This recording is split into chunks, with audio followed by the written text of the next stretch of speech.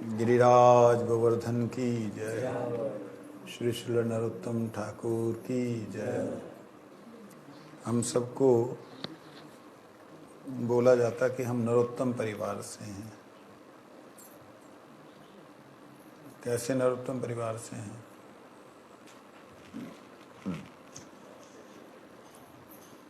नरोत्तम ठाकुर ने जिस प्रकार से भजन किया, उस भजन पद्धति को स्वीकार करने वाले, उस पद्धति के अनुसार चलने वाले नरोत्तम परिवार। इसके अलावा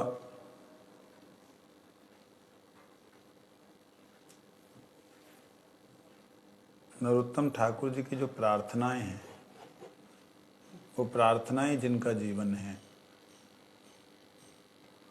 वो है नरोत्तम परिवारवासी लोग। इसके विषय में आप लोग पुजारी जी से सुनेंगे। पुजारी जी थोड़ा इधर उधर ज़्यादा ही चले जाते हैं। प्रसंग बराबर से अगर नरोत्तम ठाकुर जी का सुनाया जाए पढ़ के, तो ज़्यादा मेरे को लगता है सुविधाजनक होगा सबके लिए। मैं चिंतन कर रहा था शिक्षा अष्टक, महाराज जी चिंतन कर रहे हैं गजेंद्र मोक्ष। सबका बीच में आधा अधूरा छूट जाना आज हुआ नहीं, इसलिए थोड़ा सा इसका चिंतन करते हैं। जय परम आराध्यतम परम करुणामय श्री गुरु महाराज की जय। परम करुणामय श्री नरोत्तम ठाकुर जी की तदीय तिरुभाव तिथि पूजा महामहोत्सव के हम लोग कल को हमने चेतो दर्पण मार्जन का श्लोक अर्थ है उसको श्रवण कर रहे थे, उच्चारण करेंगे। चेतो दर्पण मार्जनम भव महादावग्नि निर्वापणम श्रेयः कैरव चंद्रिका वितरणम विद्यावधु जीवनम आनंदाम्बुवदीवर्धनम प्रतिपदम पूर्णामृतस्वादनम सर्वात्मसनपनम परम विजयते श्री कृष्ण संकीर्तनम। पंजाब के लोगों को श्लोक पढ़ने में जैसे उनको सुन करके अच्छा लगता है। क्या वो कहते हैं? आनंदम बुद्धिवर्धनम आनंदम बुद्धिवर्धनम। आइए, भक्ति विनोद ठाकुर जी जो इसका अर्थ कर रहे थे, हमने कल श्रवण किया था।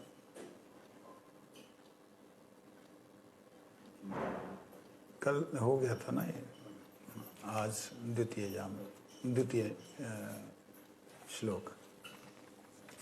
नाम नामकारी बहुधा निज सर्वशक्तिस्तत्र अर्पिता नियमितः स्मरणेन काल एतादृशी तव कृपा भगवन् ममापि दुर्दैवम् ईदृशम् इह जनेनानुराग।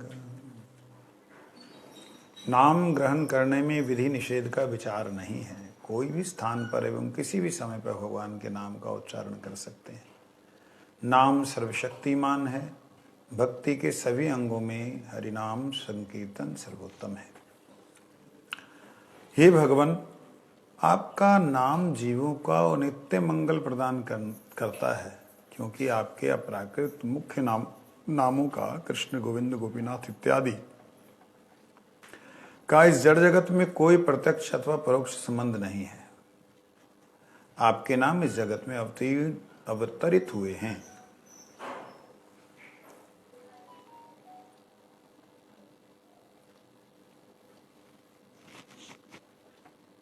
गुरु महाराज जी भक्ति विनोद ठाकुर जी की व्याख्या को करते हुए बोल रहे हैं। भक्ति विनोद ठाकुर जी ने जो भजन रहस्य लिखा उसके अनुसार कहते हैं, हे भगवान, आपका नाम जीवों को नित्य मंगल प्रदान करता है, क्योंकि आपके अप्राकृत मुख्य नामों का अप्राकृत मतलब संसार के किसी क्रिया को देख करके, संसार के किसी लीला को देख करके, संसार में आपके किसी कीर्ति को देख करके जो नाम बोला गया हो वो अप्राकृत है। पतित पावन, पतित हैं तो पावन है, ये मुख्य नाम नहीं है, क्योंकि यहाँ पतित संसार का है, पावन गोविंद है, तो दो नाम जुड़ रहे हैं। जहां पर नाम आ रहा है केवल गोविंद के गोलोक धाम से संबंधित, वो मुख्य नाम है। जगत नाथ, जगत से जुड़ा हुआ है। करुणा निधान, करुण अवस्था से जुड़ा हुआ है। ये गौण नाम है, मतलब जो संसार के साथ में जुड़े हुए नाम हैं, संसार के अंदर की हुई कोई क्रिया, जैसे केशिहा, केशी को मारने वाले, मधुसूदन, मधु नामक दैत्य को मारने वाले, कंसारी, कंस के दुश्मन,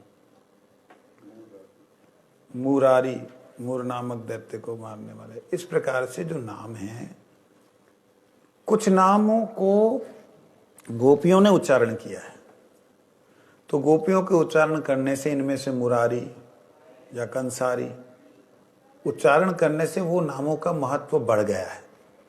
परंतु मुख्य नाम वो हैं जो डायरेक्ट भगवान के गोलोक धाम से सीधा उतरे। वो कौन से नाम हैं? कृष्ण, गोविंद, गोपीनाथ, राधानाथ, नयनानाथ, गोकुलानंद, ये नाम मुख्य हैं। क्यों? ये भगवत धाम से आए, इधर से नहीं आए, उनके ही संबंध से संबंधित हैं। इस प्रकार कहते इस जड़ जगत के साथ कोई प्रत्यक्ष या परोक्ष संबंध नहीं है जिन नामों का, वो है मुख्य नाम। इस जड़ जगत के साथ, अच्छा, आपके नाम इस जगत में अवतीर्ण हुए, अवतरित हुए हैं। आपने उसमें अपनी समस्त शक्तियां अर्पित की हैं और उनके उच्चारण और स्मरण के विषय में किसी प्रकार का, स्थान का, काल इत्यादि का कोई नियम भी नहीं रखा। हे प्रभु, जीवों के प्रति आपकी अपार करुणा है, अर्थात आपकी अपार करुणा के कारण आपके अपने नाम का उच्चारण और समस्त जीवों को अत्यंत सुलभ कर दिया है। आपने अपने नामों का उच्चारण, हे प्रभु, आपने, अब गौड़ीय वैष्णव हैं तो मुख्य नामों की ही बात कर रहे हैं। अगर गौड़ीय वैष्णव नहीं है तो उनके लिए सर्वनाम, भगवान के जितने नाम हैं वो सर्वनाम ही सर्वशक्तिमान है। परंतु गौड़ीय वैष्णवों का एक विशेषता है कि जो गोलोक से, वृंदावन से संबंधित नहीं नाम है, उसको लोग मुख्य नहीं मानते। तो ये क्या गलत करते हैं? क्या गलती है उनकी? नहीं, ऐसी बात नहीं, क्योंकि जितने अन्य नाम हैं उन नामों का लक्ष्य जो है मुख्य नाम है। मान लो कोई व्यक्ति श्री वामनाय नमः, श्री वामनाय नमः, श्री वामनाय नमः, वामन भगवान का स्मरण कर रहा है और उसको वामन भगवान बड़े ही बाल स्वरूप में दर्शन दे गए। बाल स्वरूप में दर्शन दिए तो उसकी इच्छा हुई कि मैं वात्सल्य भाव से सेवा करूं। तो वामन नाम सर्वशक्तिमान है, वो उनको वात्सल्य रस प्रदान करेगा, लेकिन करेगा किस रूप में? गोपाल के रूप में। इसलिए मुख्य नाम वो है, गौण नाम वो है। सर्वशक्ति सब नामों में है। मेरी बात समझ में आई? मान एक बात छोटी सी, मतलब गुरु जी से सुना एक बार मैंने कि जो भी नाम है, जो नाम करने से कृष्ण संबोधित होते हैं वो मुख्य नाम। ये माधव, मुरारी, कंसारी जो भी हैं, जो बोलने से ऐसा लगता है हम कृष्ण को पुकार रहे हैं, वो सभी नाम मुख्य हैं। गुरु जी ने इस प्रकार से बोला कि जो नाम कृष्ण को इंगित करते हैं, कृष्ण की तरफ आपकी नजर ले जाते हैं, वो मुख्य नाम है। लेकिन जो गौण नाम है वो भी सर्वशक्तिमान है। मैं ये बात कह रहा हूं, गौण नाम किस प्रकार से सर्वशक्तिमान है उसका मैं ये प्रमाण दे रहा हूं। गर्ग संहिता के अनुसार भगवान के इस जगत में अवतीर्ण होने पर भगवत जितने अवतार हैं, जो जो अवतार अपने अपने समय पे कृष्ण बन करके, शब्दों पे ध्यान देना, जो जो अवतार अपने अपने समय पर अपने अपने वैकुंठ ब्रह्मांड में कृष्ण बन करके लीला करते हैं, उनमें एक कमी महसूस होती है कि हम उनकी तरह नहीं है, हम उनकी तरह वेणु नहीं बजा सकते, उनकी तरह वैसी लीला, वैसी मधुरता नहीं। कितना भी कर ले, जो राजा है ना उसकी चाल कुछ सेकंड्स के बाद पता लगी जाएगी। तो इनके अंदर कितना भी कर लें, कहीं ना कहीं ऐश्वर्य छलक ही पड़ता है। जहीं असुर आया वहीं पे सुदर्शन चक्र निकल के आ जाता है, क्योंकि ऐश्वर्य भाव है। और जहां पे पूतना आई, मान लो, ऐसा तो होता नहीं, हर जगह पे सेम लीला नहीं होती है, लेकिन फिर भी मान लो पूतना आ गई, तो ये अगर विष्णु भगवान है ना तो पूतना को ऐसे करके मार दे, तो लेकिन कृष्ण बाल स्वरूप में ही माधुर्य, लीला माधुरी, गुण माधुरी, रूप माधुरी, वेणु माधुरी, ये चार की मधुरिमा सुदुर्लभ है। तो भगवान जब गोलोकाधिपति श्री कृष्ण इस धरातल पे अवतीर्ण होने के लिए उद्यत करते हैं, मतलब शुरुआत करते हैं, तो उनके साथ साथ जितने भी अवतार हैं ना वो उनमें प्रवेश करना शुरू कर देते हैं। गर्ग संहिता में स्पष्ट वर्णन है। क्यों? वो सब एक तो अपने अपने जो रस के भक्त हैं, उनके जो भक्त हैं, जो उनसे रस वो मांग रहे हैं, जो रस उनमें वो पूर्ण रूप से प्रकाशित नहीं है।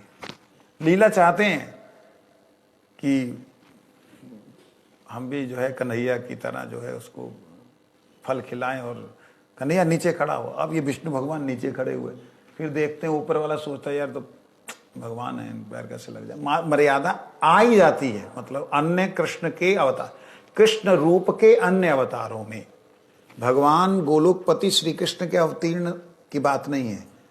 999 बार, कितनी बार?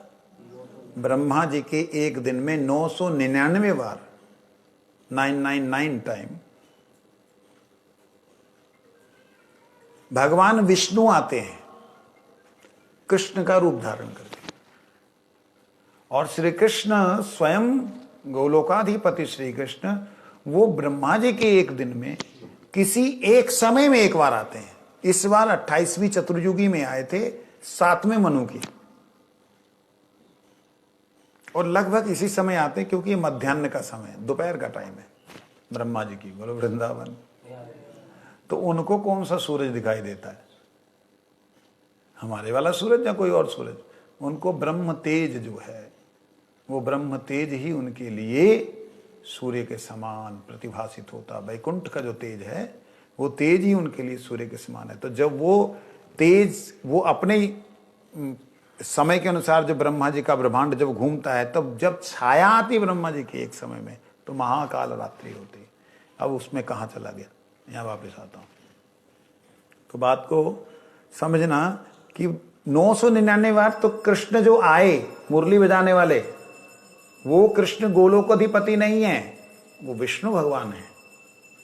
उस अवतारों में जो आकर्षित होते हैं, जो उनसे वैसा भाव चाहते हैं जैसा श्री कृष्ण के साथ हुआ, वो नहीं दे पाते। एक और दूसरा, अन्य अवतार जैसे वामन है, वराह है, नरसिंह है, इत्यादि इत्यादि जो अवतार हैं, श्री राम अवतार मुख्य रूप से ले लेते हैं।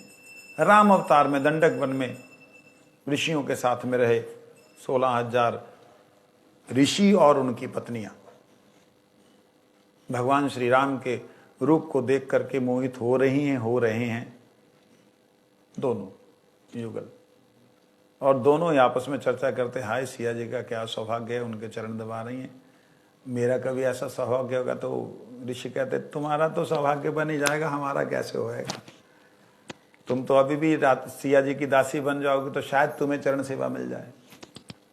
फिर वो कहती, दूसरे बोलते नहीं नहीं मर्यादा पुरुषोत्तम है, दूसरी स्त्री को स्पर्श भी नहीं करेंगे। ओ हो, तो हमारे तो आशा ऐसी रह जाएगी। ऋषिवर चिंता करते हैं हमें तो कभी चरण सेवा मिलेगी ना, हमें वैसे ही पूज रहे हैं, तो मर्यादा पुरुषोत्तम है। तब जब जाने लगते हैं तो भगवान श्री राम से प्रार्थना करते हैं। भगवान कहते कि आपने बड़ी सेवा की, बताओ मैं आपकी क्या सेवा करूं।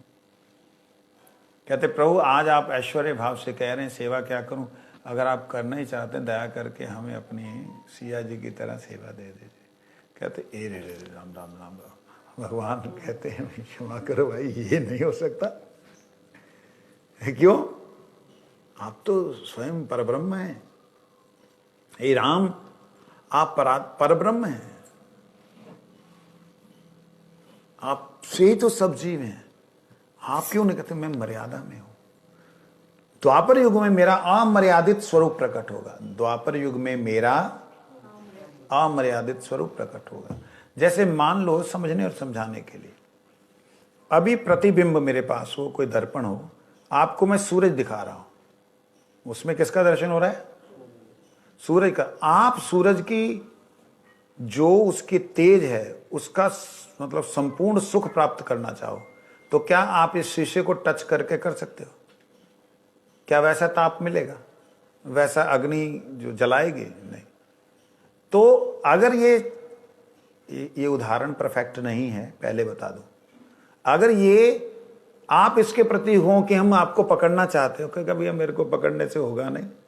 मूल रूप में जो मेरा स्वरूप द्वापर में प्रकट होगा, मेरा जो स्वरूप द्वापर में, ये कह रहा है कि मैं जिससे आ रहा हूं उधर जब तुम जाओगे तब तुम्हें बराबर से गर्मी मिलेगी। अभी तो मैं सिर्फ आभास दे रहा हूं। आभास भी नहीं, प्रत्यक्ष उसमें है, रोशनी आपको मिल रही है, प्रतिबिंबित हो रही है, इधर से उधर जा रही है। मेरे में जो रस आप देख रहे हो, मेरे में जो वात्सल्य देख रहे हो, वो वात्सल्य, वो रस जो है, वो मधुरता जो है, वो मधुराति मधुर मेरा जो मूल रूप है, राम जी का मूल रूप। कौन? पूर्ण पुरुषोत्तम अमर्यादित श्री कृष्ण चंद्र। वो जब अवतीर्ण होंगे तब आप लोग आ जाना।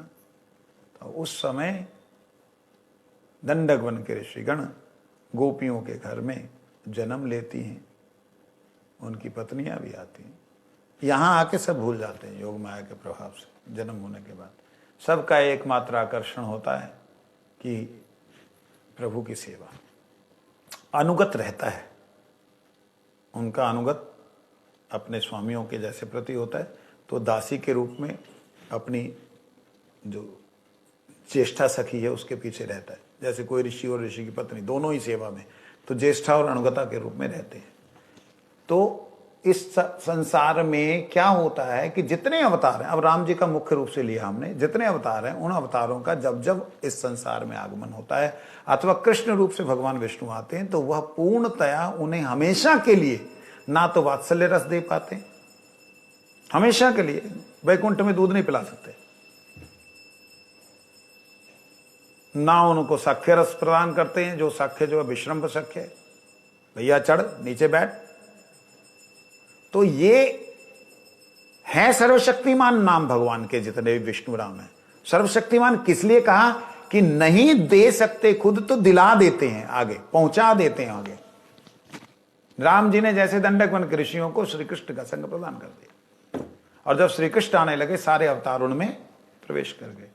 इस प्रकार से प्रत्येक भगवान का नाम सर्वशक्तिमान है, परंतु मूल रूप से जो सर्वशक्ति नाम है, सर्वशक्तिमान, वो कृष्ण का मुख्य नाम है, जिसमें कृष्ण डायरेक्टली अनुभव में आते हो। जैसे कंसारी, मुरारी, मधुसूदन, ये नाम जो हैं कृष्ण के, परंतु आत्मीय नहीं है। ये मुख्य और गौण के बीच के नाम है। मुख्य गिने जाएंगे लेकिन मुख्य और गौण के बीच के नाम है। ऐसे तो कहते हैं प्रभु आपने इतनी कृपा की, अपार आपकी शक्ति, वो सब आप नामों में धर दे। देवी देवताओं के नाम में नहीं है ऐसी शक्ति। अगर कोई व्यक्ति इंद्राय नमः करता रहे तो इंद्र ज्यादा से ज्यादा उसको स्वर्ग दे सकता है, और भी ज्यादा अगर देना चाहे ब्रह्मा जी अगर चाहें तो उसको इंद्र का जगह दे सकते हैं। ब्रह्मा जी की उपासना करना इंद्र की जगह दे सकते हैं। शिव की उपासना करने वाला शिव जी तो इतने प्रसन्न हो जाते हैं उसको शिव जैसा समर्थ दे देते हैं, भैरव बना लेते हैं। बोलो वृंदावन। परंतु शिव की आराधना करने वाला निष्काम निष्कपट शिव से कुछ ना चाहने वाला हो तो शिव श्री कृष्ण राधा कृष्ण का प्रेम भी प्रदान करते हैं। ब्रह्मा जी कर पाए, करते हैं, गुरु हैं, करते हैं, लेकिन मर्यादित विष्णु तक। तो इसलिए यहां पे समझना होगा हमें कि भगवान के जितने नाम, फर्स्ट ऑफ ऑल ये समझना बहुत ज्यादा जरूरी। कई लोग ये लोग बोल देते हैं। अब जो लोग बोल रहे हैं उन्होंने अपने गुरुजनों से सुना होगा कि नारायण नाम जो है वो मुख्य नहीं है, नारायण नाम करने का कोई फायदा नहीं, नारायण नाम नहीं करना, फलाना ठिकाना हमारा नहीं है, नारायण तुम लोग का जाओ। लेकिन ये सही नहीं है। मेरा ऐसा मानना है, और मानना ही नहीं है, ऐसा सिद्धांत है। भगवान के जितने अवतार हैं भगवान के अवतार, उसको गौन नाम समझ रहा होगा ना। गौन तो है ही वो, तो इसीलिए गौन नाम को उसको कोई लेना देना ना ना ना ना, वो गौन के अलावा वो कहता कि इससे हमारा कोई लेने देना ही नहीं। नाम में भी जो है मुख्य गौन का बड़ा अद्भुत विचार जो दे के चल रहे हैं वो भी चल रहे हैं ऐसे ही, और क्या करें। नहीं, वो लेते ही नहीं है। वो कहते कि ये हमारे लिए है ही नहीं। यहाँ तक कि गौ सेवा को भी वो लोग सेवा नहीं मानते। ये भी शांत रस के भक्त की थोड़ी हमने सेवा करनी है। तो शांत रस का भक्त है गाय, पेड़ पौधे, ऐसे थोड़ी, मतलब उन्होंने जैसा सुना होगा, जैसी उनकी बुद्धि में आया होगा वैसा उन्होंने बोला। मैं उनके प्रति कोई अपराध नहीं करना चाहता, परंतु इस बात को हमें मानना होगा भगवान के सारे नाम ही मुख्य हैं, सर्वशक्तिमान हैं। अपनी अपनी जगह पर वैकुंठाधिपति का जितने नाम है, सहस्त्र नाम हैं, विष्णु सहस्त्र नाम सारे के सारे मुख्य हैं। अब उसमें गौण मुख्य अगर हम छांटे छटाई करें तो कर सकते हैं, लेकिन देखा जाए तो भगवान के नाम है। अब कृष्ण के कई ऐसे मुख्य नाम और कई ऐसे गौण नाम हैं। सिर्फ बात आती है रस विचार की, तब जाकर के थोड़ी गड़बड़ी हो जाती है। जब रस विचार की बात आती तब मुख्य नाम ये हैं जो रस प्रदान करते हैं, गौण नाम ये हैं कि जो रस प्रदान नहीं करते। जैसे गोपीनाथ तो ठीक है, गोपीनाथ सर्वरसमय हैं, रसधारी हैं, सब रस उनमें हैं, ऐसे करके बला बला बला बला। परंतु सारे नाम ही सर्वशक्तिमान है, इस बात को हमें समझ लेना चाहिए। देवी देवताओं के नाम सर्वशक्तिमान नहीं है। भगवान विष्णु के, कृष्ण के जितने नाम हैं सर्वशक्तिमान हैं।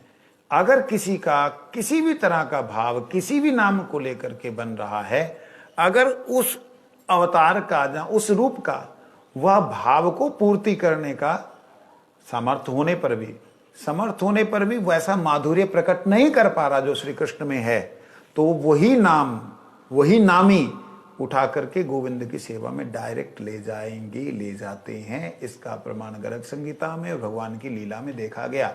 जब 7 कोटि गोपी प्रकट हुई हैं, जब महारास हुई ना यह चंद्र सरोवर वाली, उस वक्त 7 कोटि गोपियों का वर्णन आता है। आपके जनकपुर की जो सखियां हैं वो गोपी बन के आई, सीता जी की सखियां वो गोपी बन के आई। तो उन्होंने क्या, कृष्ण से रास रची। वो कृष्ण में जो रामचंद्र स्वरूप है उनको देख रही हैं। कृष्ण मुरलीधर हैं लेकिन बजा कौन रहे हैं, वो राम ही बजा रहे हैं। अनन्यता इतनी डेप्थ में होती है। भगवान कृष्ण में नरसिंह रूप देखने वाले, क्यों? क्योंकि उनके इष्ट नरसिंह हैं। कृष्ण में राम रूप देखने वाले, क्योंकि उनके इष्ट राम हैं। ऐसा बहुत जगहों पे देखा जाता है। जैसे हनुमान जी का है, गरुड़ जी का है, भगवान विष्णु के रूप में देख रहे हैं, हनुमान जी राम जी के रूप में देख रहे हैं। और उनका नाम क्या था, वो नरसिंह के रूप में देख रहे हैं। तो इस प्रकार से भगवान का जो लीलाएं हैं, उन लीलाओं में लीला पुरुषोत्तम भगवान कृष्ण जब इस जगत में अवतीर्ण होते हैं, सारे अवतार, सारे भगवान के नाम, सहस्त्र नाम जो हैं, वो सारे के सारे रूप, स्वरूप के साथ में भगवान में प्रवेश कर जाते हैं और अपने अपने जो परिकर हैं उनको कृष्ण रास का आनंद प्रदान करते हैं। बोलो वृंदावन। रास का मतलब, इस बात को समझ लीजिए, रास का मतलब नृत्य है, रास का मतलब नाच है, समझे नहीं? रास का मतलब और कुछ।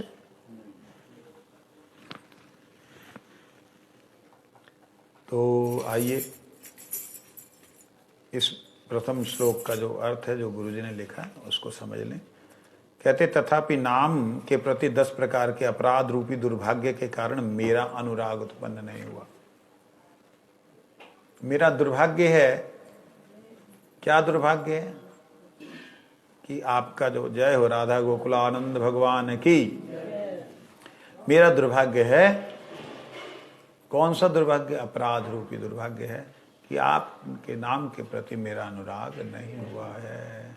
विशेष रूपी गौड़ीय वैष्णवों का जो नाम अनुराग है, वो ठाकुर गोलोकाधिपति का, उनके परिकरों के साथ में जो नाम है, वही नाम ही उनका मुख्य है और वही नाम ही उनका गौण है। और कोई नाम गौड़ीय वैष्णवों का इतना आकर्षणीय नहीं है।